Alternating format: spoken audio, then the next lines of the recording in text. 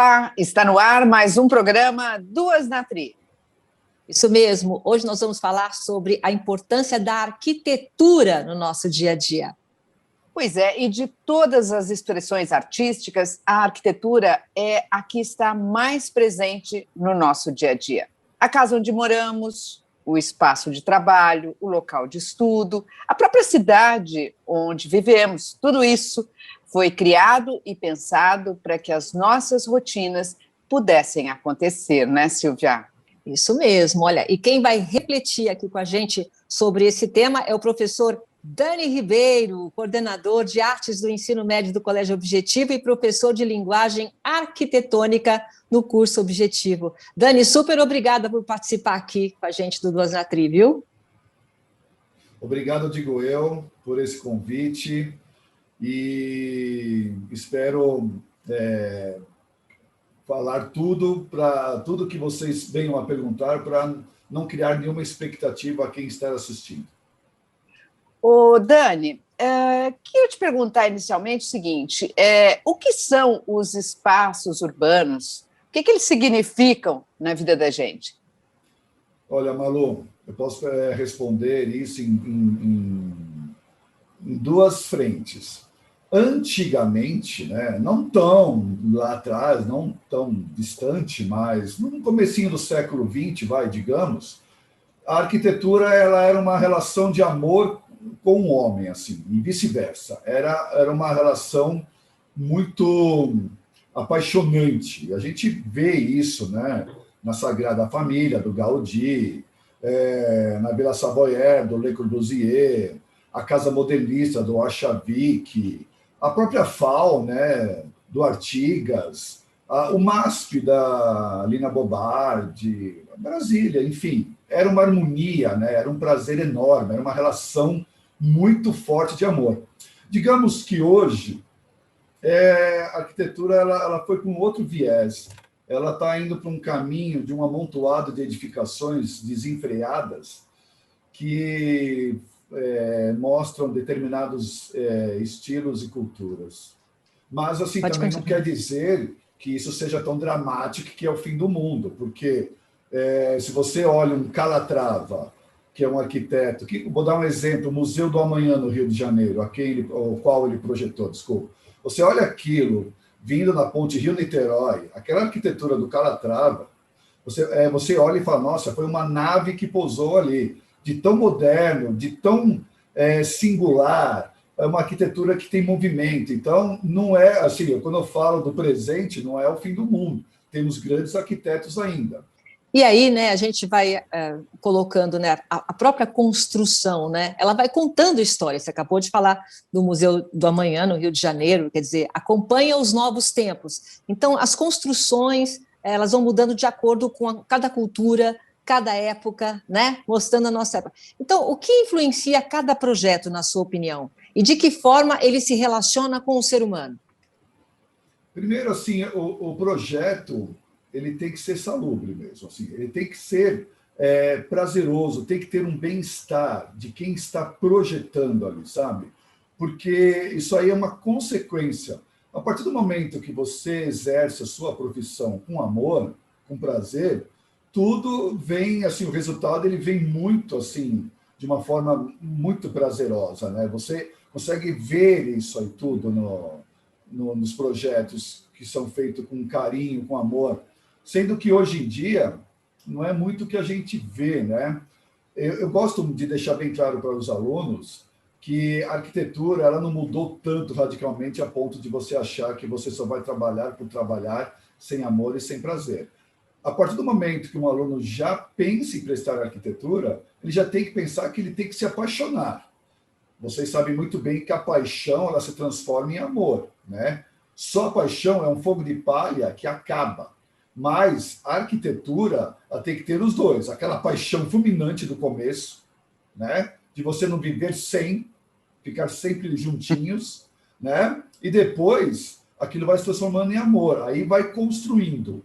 Aí vem a ideia de ser salubre, do prazeroso, do bem-estar. Porque quando o arquiteto constrói um ambiente, esse ambiente ele tem que ser feito no propósito de você se sentir bem nele, sabe? Que nem você entra na sua casa, você se sente bem, tem que ter uma energia positiva nisso tudo, né? Sem isso, não há caminho, não há solução. O primeiro passo, tem que ter prazer e amor pelo que faz. Esse é o começo de tudo.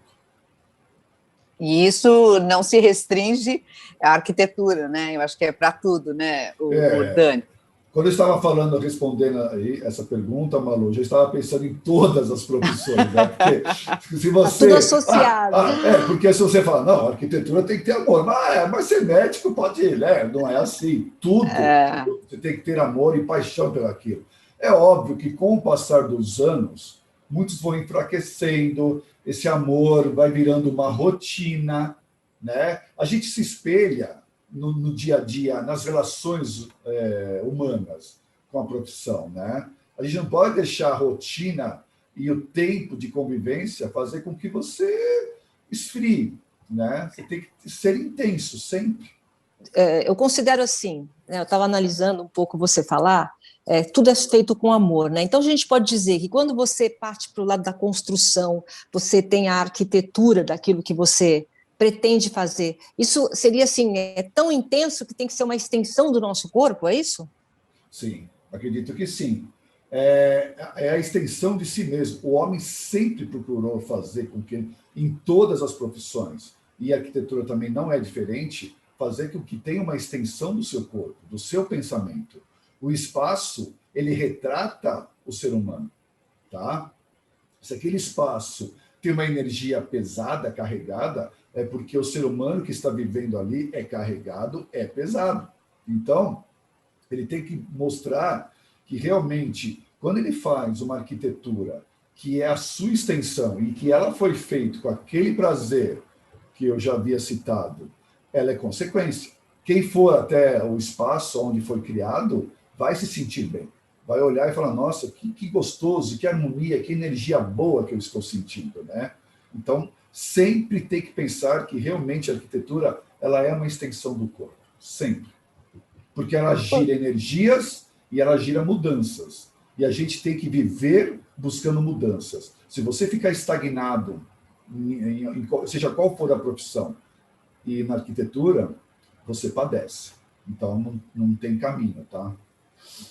Ô Dani, mas assim, quando você fala de energia, eu queria fazer duas separações aí. Primeiro, o espaço público, né, quando você está falando aí dos museus de todo mundo, dos locais públicos e tudo mais, sempre o externo. E aí queria falar do ambiente interno também, porque eu nunca imaginei na vida que o espaço da redação onde eu trabalho, que aquilo era uma extensão do meu corpo, que aquilo, sabe, não sei, eu posso estar lá, outro dia outra pessoa, como é que é isso? E nas outras empresas também.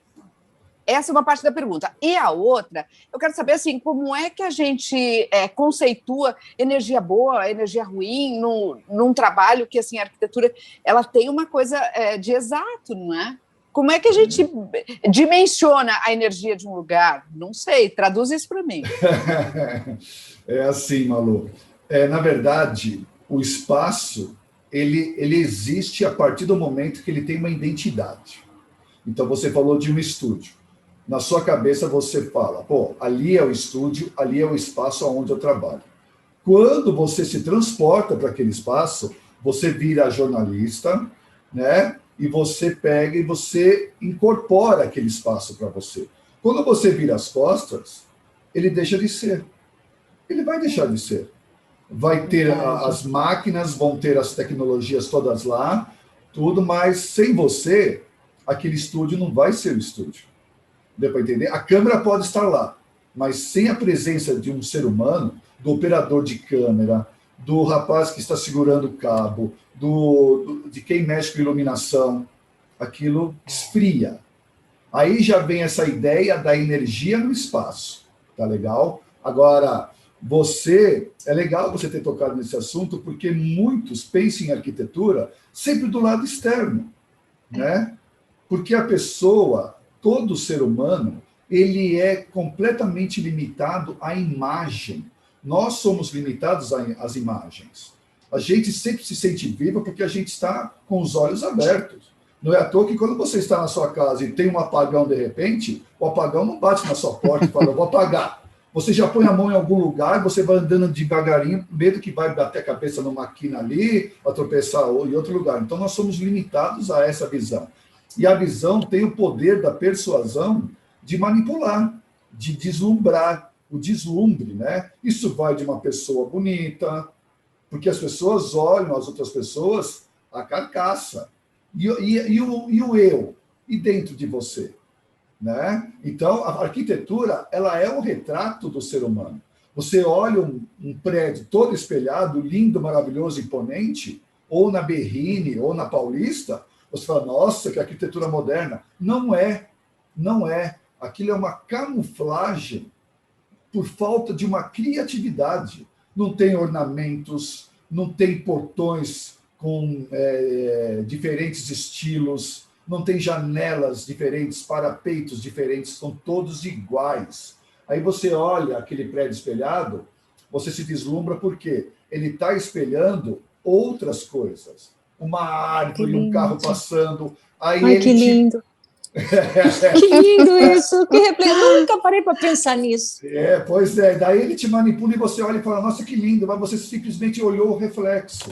Você não olhou para ele, tá? E esse é o ponto principal do que está acontecendo nas grandes cidades, nas grandes metrópoles. Então, por exemplo, você vê o Pauliceia, que é um prédio antigo, histórico, que eu sou apaixonado, quem me dera morar ali do lado do Objetivo Gazeta e tal. Ele tem um lado lúdico, você vê que ele é diferente. Tem alguns prédios dos anos 60 e 70 na Paulista que fazem a diferença ainda. Isso não quer dizer que eles vão continuar existindo, né? Daqui para frente. Então, essa energia que eu falo de espaço, ele sai do externo e ele vai para o interno. É aquela coisa de você entrar na sua casa e começar a reparar na decoração, porque a arquitetura não é só construir, ela é um complemento, ela é uma junção de elementos. Então, o design ele faz parte da arquitetura. Então, você entra num apartamento ou numa casa muito bem decorada, com estilo próprio, você já olha aquele ambiente com outros olhos. Você fala, olha que ambiente gostoso, olha que legal isso, porque o design complementou essa construção. E assim, é aquilo que você falou, né? Que tem a alma, tem que ter a alma da pessoa, né? Você estava comentando, eu estava até brincando, porque a gente, nesse momento de pandemia que a gente está em casa, é verdade. Eu me incorporo. Quando eu sento aqui para fazer uma apresentação, fazer uma live, eu sou a Silvia jornalista. Eu abro a porta, eu sou a Silvia que gosta da cozinha. Eu vou lá para dentro, eu sou outra Silvia, eu sou a Silvia mãe, a Silvia filha. Então, esses papéis, eles fazem a casa acontecer. Eu fico imaginando assim, se uma arquitetura ou qualquer projeto tem que ter alma, como é que você consegue passar isso para os seus alunos, essa organização espacial e esse sentimento que eles têm que ter até para poder projetar alguma coisa? Sim. Na verdade, ele já entra na sala de aula já com outro pensamento, né? Assim, vem de uma influência. Hoje em dia, a nova geração ela está muito confusa, né? E quando você lida com adolescentes ou já moços até 20 anos, não tem muita diferença, assim. Eles são muito instáveis. Então, primeira conversa escuta, você realmente gosta? Você quer fazer o curso de linguagem arquitetônica? O que te levou a isso? É porque eu gostava de observar a casa da minha avó. Aí começam vários comentários. Tal, isso aqui. Eu falei, você reparou que na casa da sua avó os portões eram diferentes, as portas eram mais elaboradas, o pé direito era mais alto, você não batia quase a cabeça ali, né? Tinha uns lustres diferentes. E se você repara isso com a modernidade hoje, mais ou menos, professor, mas tem que começar a reparar mais. É isso que vai fazer a diferença. Você vai se diferenciar como um arquiteto ou um arquiteto reparando, né, nesses aspectos, né? Porque as tecnologias elas vão evoluindo de uma tal forma, desenfreada também, que essa nova geração acompanha. A gente nem tanto. Agora, com a pandemia, a gente está mais ligado nisso. Mas eles estão num processo acelerado muito grande. Então, por exemplo, eu compro um celular hoje, o meu filho de 8 anos fala, nossa, pai, que celular ultrapassado, o meu está bem melhor. Ou alguém, um sobrinho meu, fala, nossa senhora, eu estou atrasado. Eles estão num processo muito acelerado tecnológico, mas o intelecto deles não.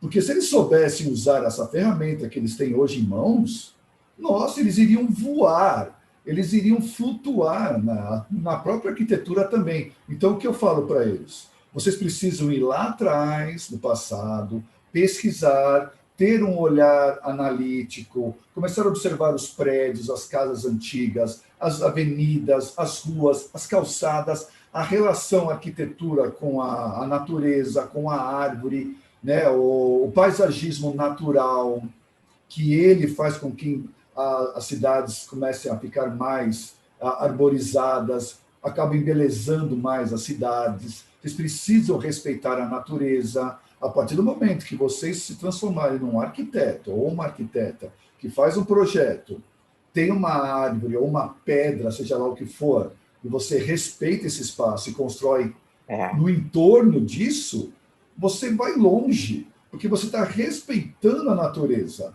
O ser humano, ele quando não estuda determinados espaços, ele tem uma cabeça mais limitada.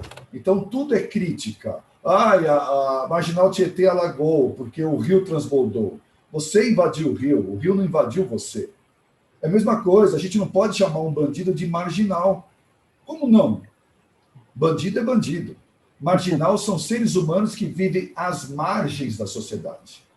Quem vive às margens da sociedade são pessoas mais intelectualizadas. São aquelas que enxergam o problema muito antes de determinadas pessoas que não estudam. Porque a pessoa lê, porque a pessoa pesquisa, porque a pessoa ela se aprofunda, ela se entrega no estudo, nas leituras. Então eu digo a eles, querem ser bons arquitetos? Sejam pesquisadores, usem essa ferramenta tecnológica para agregar, não para ficar ouvindo babaquice, mesmice, besteira, vendo fofoca, coisa pobre, cultural falando, né? Culturalmente falando. Aproveita esse momento.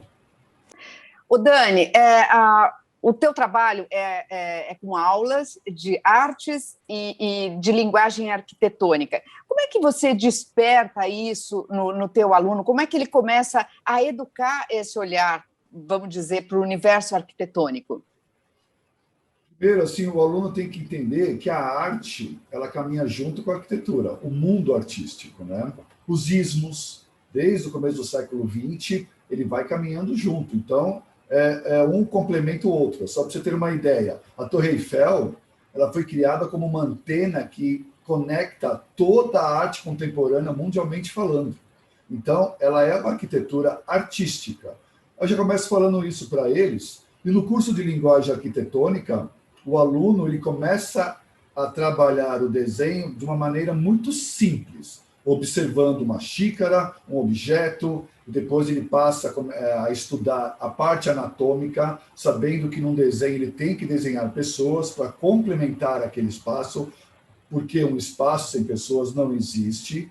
Então, ele começa a desenhar pessoas, depois vamos trabalhar perspectivas, pontos de fugas, construções de casas, de prédios, parques, e eu acabo dando vários exercícios para eles, dando provas que já passaram de grandes universidades, né? Para eles irem treinando, porque isso é muito importante. O aluno se prepara para o vestibular, mas quando chega na hora do vestibular, ele sua, ele fica nervoso e acaba não se concentrando direito. Então, eu faço vários exercícios, até de concentração, para que ele consiga exercer ou finalizar essa prova de uma maneira construtiva, né?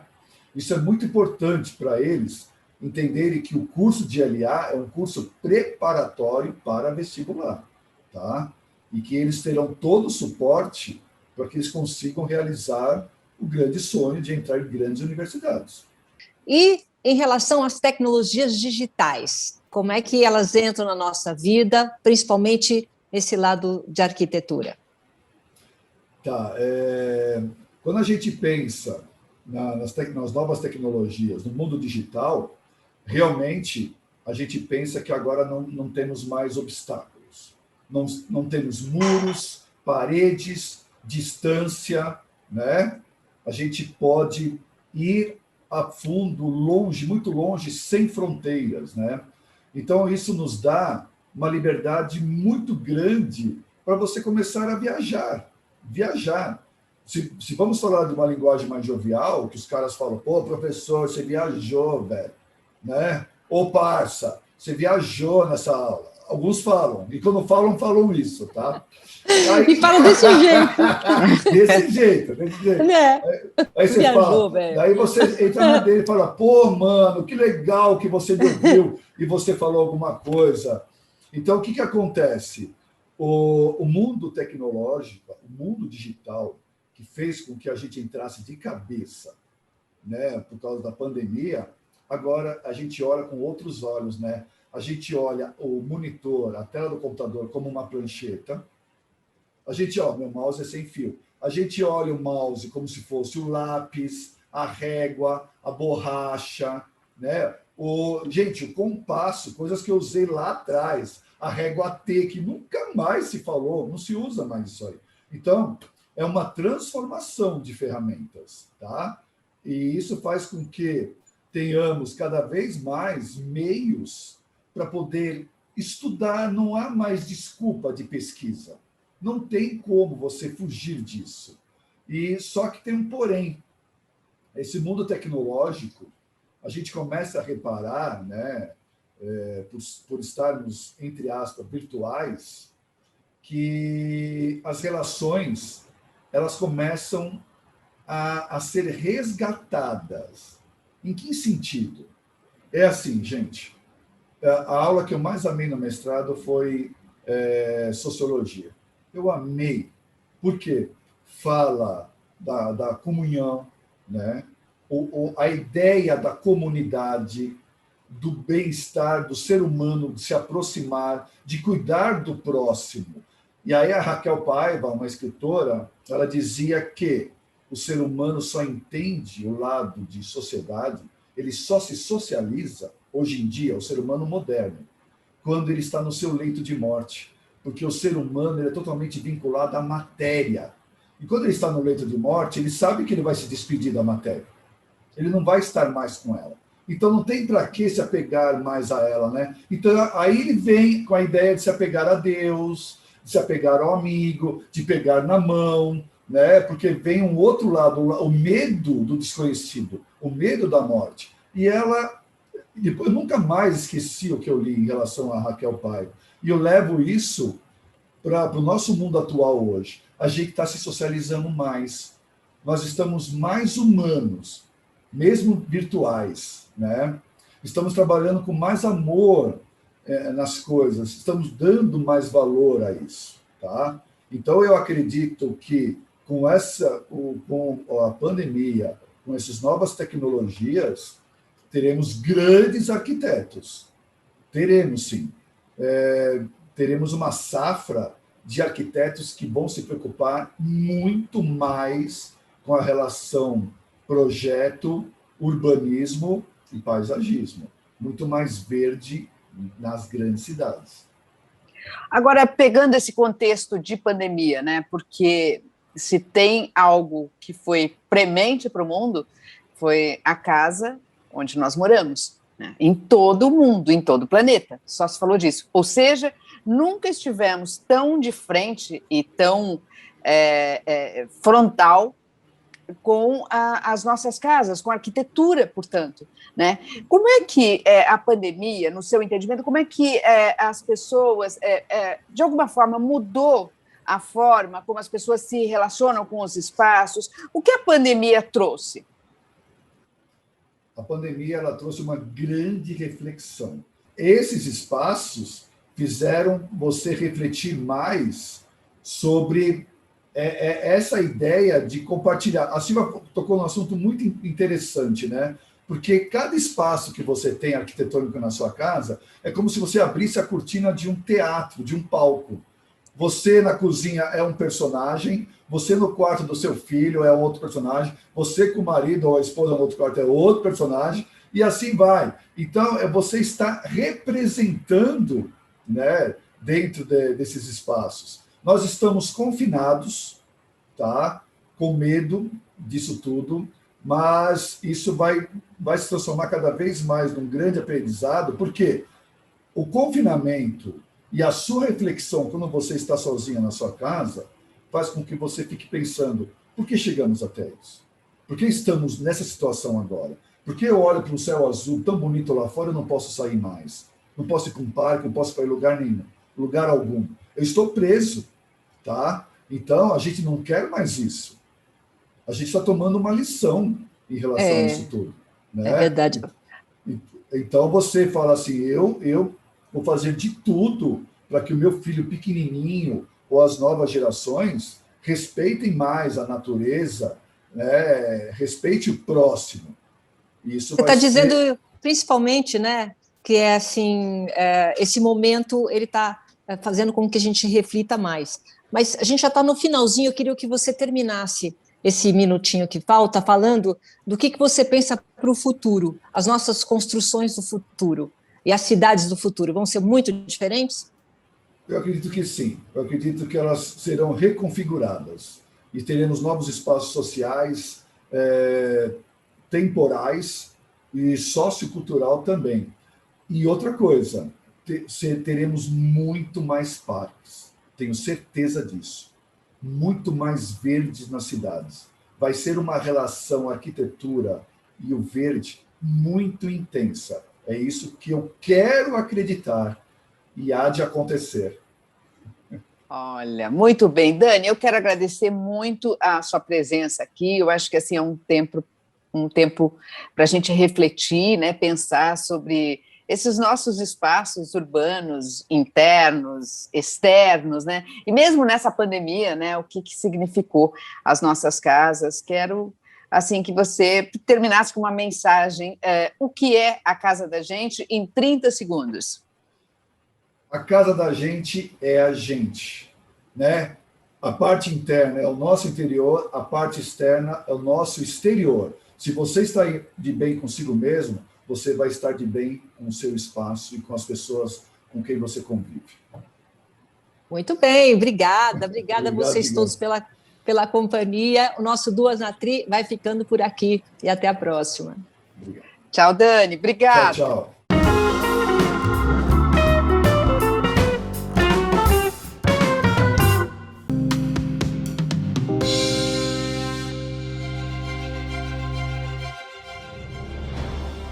O que você sabe sobre a meningite? A meningite é uma infecção grave que ataca as nossas meninges. As meninges são as membranas que revestem e protegem o sistema nervoso central, a medula espinhal, o tronco encefálico e o encéfalo. Essa infecção pode ser causada por bactérias, vírus, fungos ou parasitas.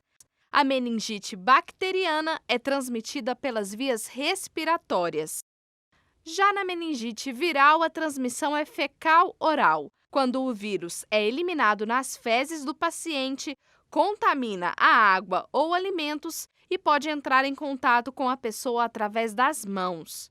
Independentemente do tipo de meningite, os sintomas são febre alta iniciada subitamente, dor de cabeça, rigidez no pescoço, mal-estar, náuseas e vômitos, intolerância à luz, confusão mental.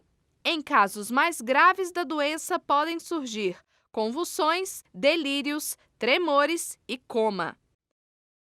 Qualquer pessoa de qualquer idade pode ter meningite, mas crianças menores de 5 anos, especialmente os bebês de até 1 ano, estão mais vulneráveis à doença. O SUS disponibiliza vacinas para as principais causas de meningites bacterianas: meningocócica C, pneumocócica valente, pentavalente e BCG. Todas essas vacinas estão previstas no calendário nacional de vacinação. A meningite pode matar. Por isso, a qualquer sinal, é preciso procurar atendimento médico o mais rápido possível para aumentar as chances de cura. Quer saber mais? Então acesse saude.gov.br/meningite.